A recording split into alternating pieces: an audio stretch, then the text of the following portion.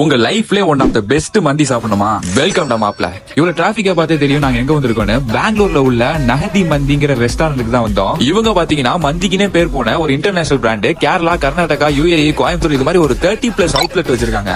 இப்போ நம்ம சென்னையிலயும் வந்துருச்சு. நாங்க உள்ள போறப்பயே செம்ம கூட்டமா இருந்துச்சு. அதே மாதிரி அவங்க ஆம்பியன்ஸ் பாத்தீங்கன்னா ஒரு 5 ஸ்டார் 4 ஸ்டார் ஹோட்டல் மாதிரி ரிச் அண்ட் கிளாஸா இருந்தது.